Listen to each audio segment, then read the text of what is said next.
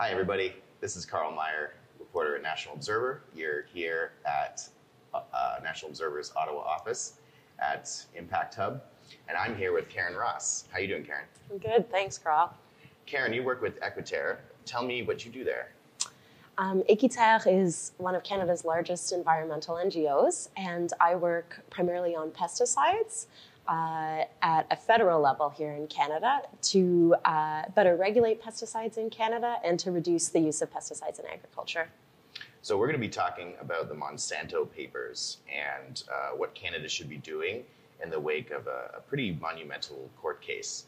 So just quickly, before we get into it, tell the viewers what the Monsanto Papers are.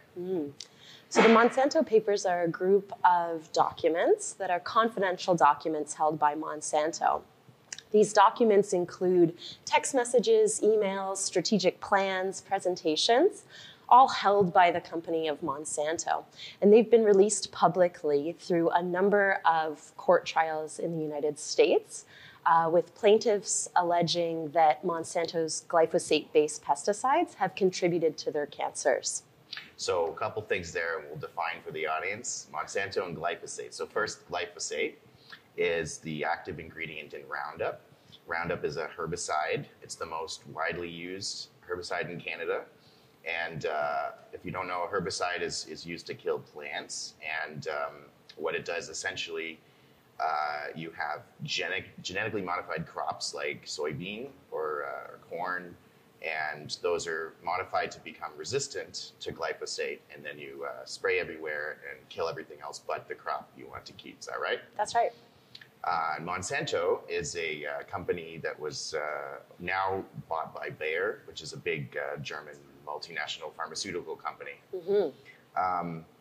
So tell us about the case that they got involved in California. So Mr. Dwayne Lee Johnson, he goes by Lee Johnson, is an American citizen who was a groundskeeper for a number of schools in the San Francisco Bay Area. And he used glyphosate regularly, in some cases on a daily basis, spraying hundreds of gallons of Roundup and its commercial version called Ranger Pro. And he developed non-Hodgkin's lymphoma, a type of cancer that has progressed significantly. He has gone to trial recently in California State Court and won the court case against Monsanto Company. The verdict was that Monsanto's glyphosate-based pesticides have contributed to his non-Hodgkin's lymphoma, and that Monsanto knowingly covered up the risks.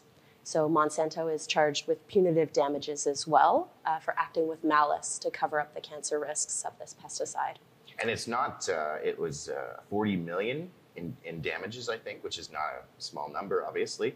And yeah, the court, as you said, Monsanto acted with malice or oppression, which is pretty strong language. That's right.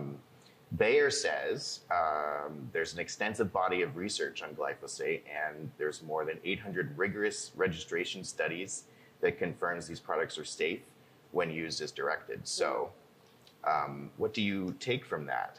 Right. That's one of my favorite quotes by Bayer, actually.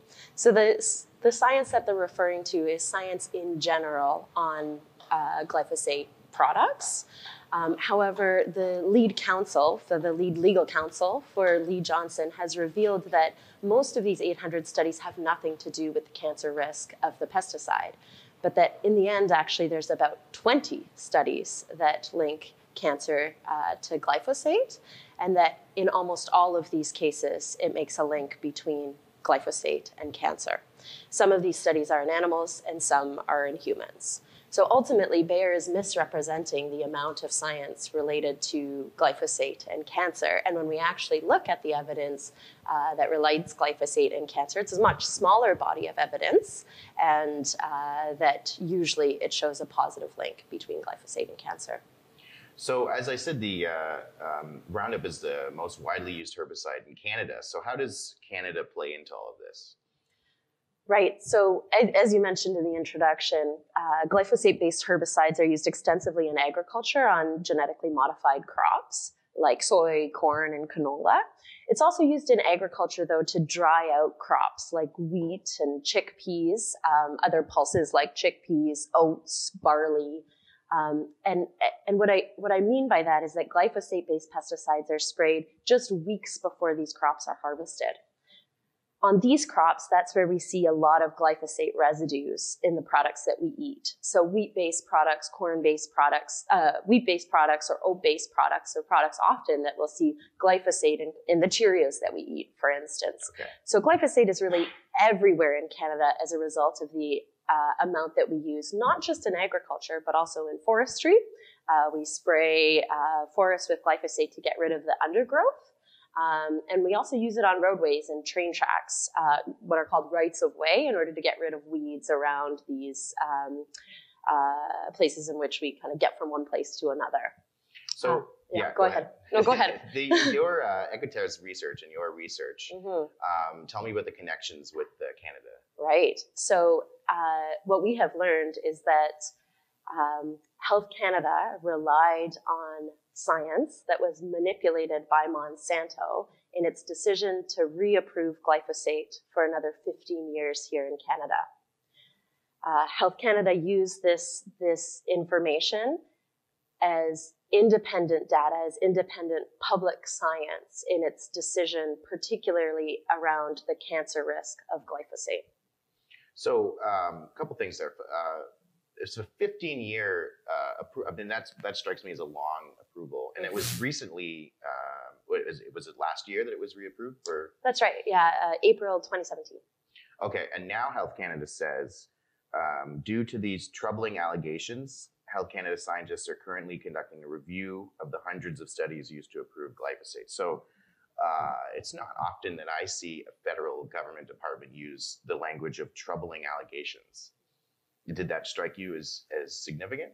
Yeah, we're happy that Health Canada is taking this seriously. Ultimately, what we've shown is that Health Canada relied on data that was tainted by the manufacturer of this pesticide.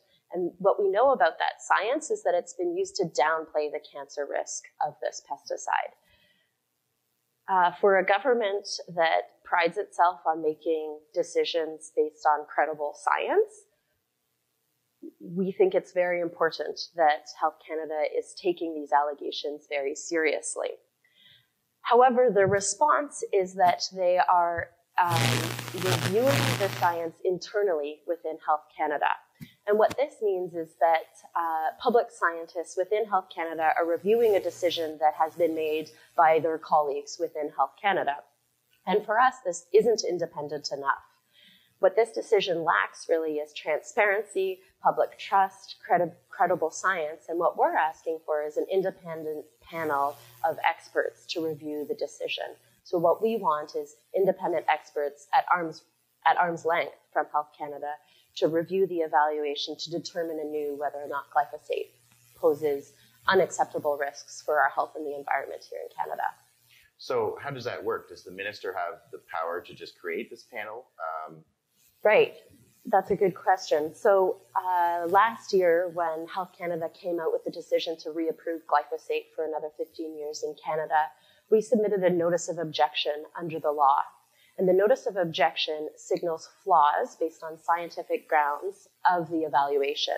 So we raised multiple issues. For instance, Health Canada failed to consider certain evidence on certain risks or dismissed other pieces of evidence that we thought were quite critical. Within that, we raised concerns about the evaluation of their cancer risk assessment as well. 16 months later, we have yet to hear a response from Health Canada on our notice of objection.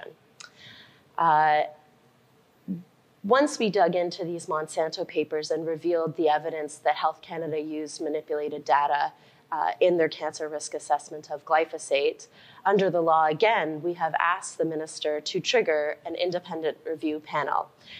Under the law, the minister can decide to, one, maintain the decision to reapprove glyphosate for use, to change her decision, so either to further restrict glyphosate for use in Canada or to ban it completely, Or 3, to trigger an independent review panel to evaluate the decision itself.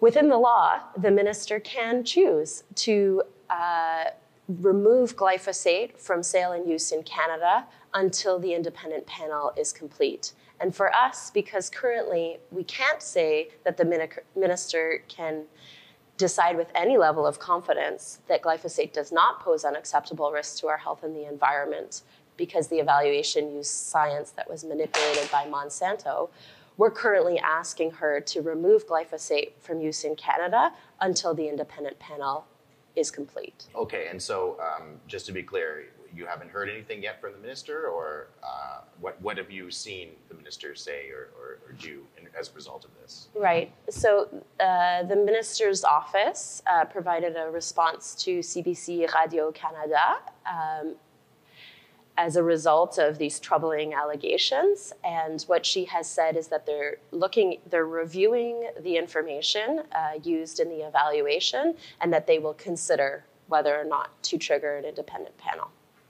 Okay, and I should say also, Bayer has another statement on the science itself.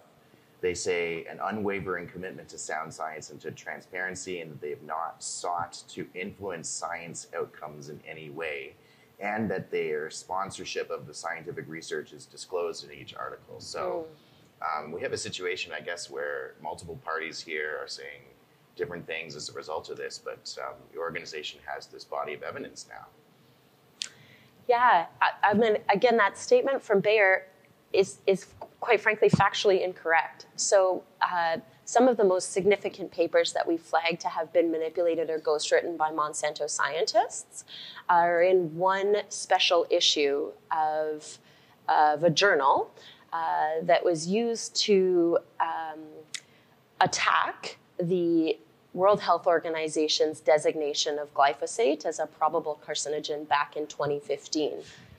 And this journal has written a public expression of concern on the conflict of interest with these Monsanto scientists that had not been disclosed at the publication of this science in the journal. So we have records even now from these peer-reviewed journals that in which Bayer has admitted, well, Monsanto, now Bayer, has admitted to, at least in some cases, have participated in the writing of this science. Right, yeah. All right, we'll leave it there, Karen, but thank you so much for talking with me today. And for those of you watching, National Observer is driven by our subscriber base. We are supported by great people who subscribe to us, and so if that's you, that's great. Please tell your friends and family about us, and if that's not, please consider subscribing. So I'm going to sign off. Karen, thanks again, and take care, everybody. Thanks, Carl.